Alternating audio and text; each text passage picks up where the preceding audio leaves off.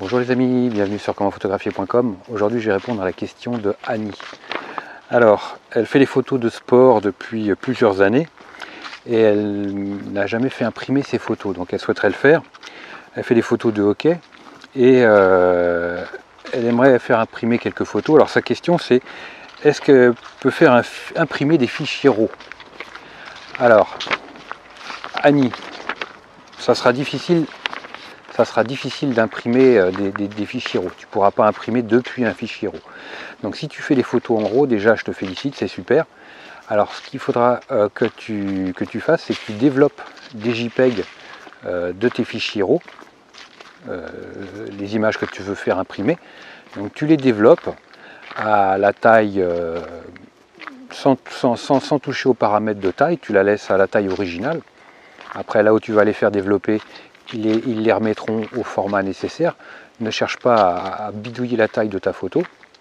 Donc tu exportes des JPEG à la taille originale, sans rien toucher à ces paramètres-là.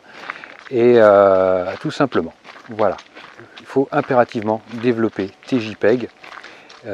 Si tu mets dans ta clé USB tes fichiers RAW, ça ne passera pas, je ne pense pas. Ou alors le problème c'est que si ça passe, parce que c'est vrai que moi je fais très peu de tirage photo, donc je n'ai pas trop d'expérience de ce côté là, mais moi j'ai toujours envoyé des JPEG pour du tirage.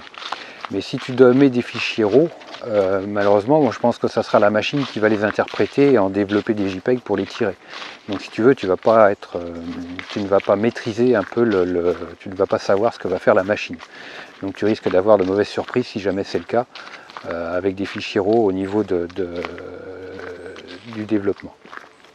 Donc fais des JPEG pour toi-même. Alors après, si tu as plein de photos à développer, la petite astuce c'est que fais-en développer une d'abord pour commencer. Et tu vois le résultat. Et c'est là où tu vas te rendre compte si les couleurs sont bien, si la luminosité, le contraste est bien par rapport à ce que toi tu avais sur ton écran d'ordinateur. Si ce n'est pas le cas, bah, tu vas modifier ton image pour compenser par rapport à ton tirage de base. Et ensuite, bah, tu peux lancer ta série une fois que tu as fait tes corrections. Tout simplement. Voilà les amis. Moi je vous like super fort. Un petit like, ça me fera plaisir comme d'habitude. Abonnez-vous à la chaîne. Et moi je vous dis à très vite sur commentphotographier.com. Ciao.